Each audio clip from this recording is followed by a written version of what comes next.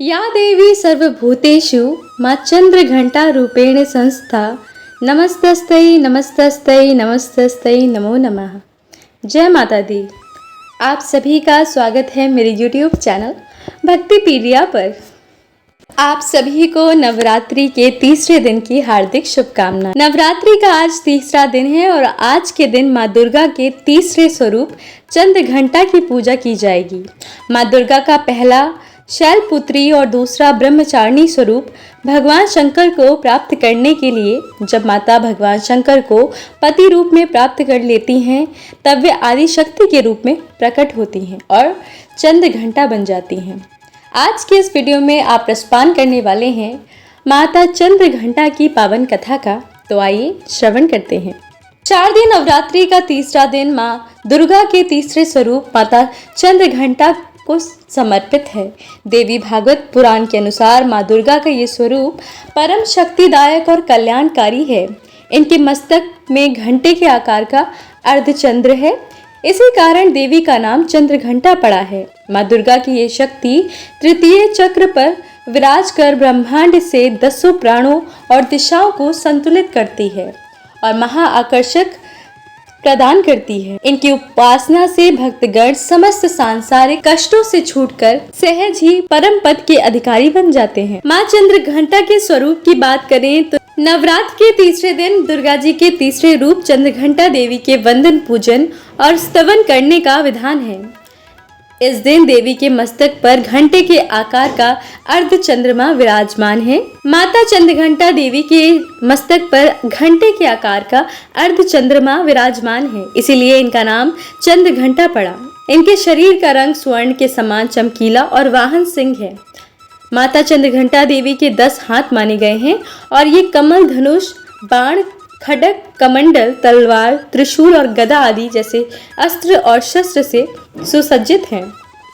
इनके कंठ में श्वेत पुष्प की माला और शीर्ष पर रत्न जड़ित मुकुट विराजमान है। माता चंद्रघंटा युद्ध की मुद्रा में विराजमान रहती हैं और तंत्र साधना में मणिपुर चक्र को नियंत्रित करती हैं। माना जाता है कि देवी के स्वरूप की पूजा करने से मन को अलौकिक शांति प्राप्त होती है और इससे न केवल इस लोक में अपितु परलोक में भी परम कल्याण की प्राप्ति होती है। माता चंद्रघंटा के वंदन से मन को परम सूक्ष्म ध्वनि सुनाई देती है जो मन को बहुत ही शांति प्रदान करती है। चूंकि इनका वर्ण स्वर्ण जैसा चमकीला है और ये हमेशा आसुरिक शक्तियों का विनाश के लिए सदैव तत्पर रहती हैं, इसीलिए इनकी आराधना करने वालों को भी अपूर्व शक्ति का अनुभव होता है। माँ चंद्रघंटा की पूजा में दूध का प्रयोग कल्याणकारी माना गया है। तो आइए अब जानते हैं माता चंद्रघंटा की पूजा विधि। शारदीय नवरात्रि के तीसरे दिन ब्रह्म मुहूर्त में उठकर स्नान आदि से निवृत्त होकर माता का ध्यान करें और फिर पूजा स्थल पर गंगा जल से छिड़काव करें। इसके बाद माता का ध्यान करते हुए 5 घी के दीपक जलाएं और फिर माता को सफेद कमल या पीले गुलाब के फूल या माला अर्पित करें। माँ दुर्गा को फूल अर्पित करने के बाद रोली, अक्षत और पूजा की सामग्री आदि अर्पित करें। कपूर और दीपक से माता की सुबह शाम आरती उतारें। आरती के दौरान पूरे घर में शंख और घंटा बजाएं। ऐसा करने से घर की नकारात्मकता खत्म हो जाती है। इसके बाद परिवार समेत माता के जयकारे लगाएं और भोग में माता को केसर की खीर या दूध से बनी मिठाई का भोग लगाकर पूजा संपन्न करें। इसके बाद ही आप चंद्रघंटा माता की कथा, दुर्गा चालीसा या दुर्गा स्तुति या दुर्गा सप्तशती आदि का पाठ करें। शाम के समय भी माता की आरती करें और ध्यान करें। तो आइए अब सुनते हैं माता चंद्रघंटा की व्रत की कथा। हिंदू शास्त्र के अनुसार जब देवताओं और असुरों के बीच लंबे समय तक युद्ध चल रहा था, तब असुरों के स्वामी महिषासुर ने देवताओं पर विजय प्राप्त कर इंद्र का सिंहासन छीन लिया और खुद स्वर्ग का स्वामी बन बैठा। इसे देखकर सभी देवतागण काफी दुखी हुए। स्वर्ग से निकाले जाने के बाद भी सभी देवतागण इस समस्या से निकलने के लिए त्रिदेव ब्रह्मा, विष्णु और महेश के पास गए। वहां जाकर सभी देवताओं ने असुर के किए गए अत्याचार, इंद्र, चंद्रमा, सूर्य, वायु और अन्य देवताओं के सभी छीने गए अधिकार के बारे में भगवान को बताया। देवताओं ने भगवान को बताया कि महिषासुर के अत्याचार के कारण स्वर्ग लोक तथा पृथ्वी पर अब विचरण करना असंभव हो गया है। तब ये सुनकर ब्रह्मा, विष्णु और भगवान शिव शंकर अत्यंत क्रोधित हो गए। उसी समय तीनों भगवान के मुख से एक ऊर्जा उत्पन्न हुई। देवता गणों के शरीर से निकली हुई ऊर्जा भी उस ऊर्जा से जाकर मिल गई। ये ऊर्जा दसों दिशाओं में व्याप्त होने लगी। तभी वहां एक कन्या उत्पन्न हुई। तब शंकर भगवान ने देवी को अपना त्रिशूल भेंट किया।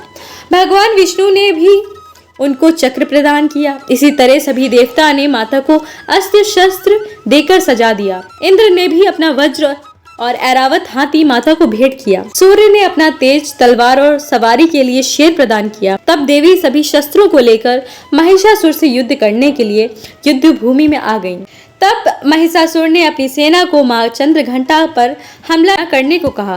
तब देवी ने अपने अस्त्र शस्त्र से असुरों की सेनाओं को पल भर में नष्ट कर दिया। इस तरह से मां चंद्रघंटा ने असुरों का वध करके देवताओं को अभयदान देते हुए मां अंतर्ध्यान हो गईं।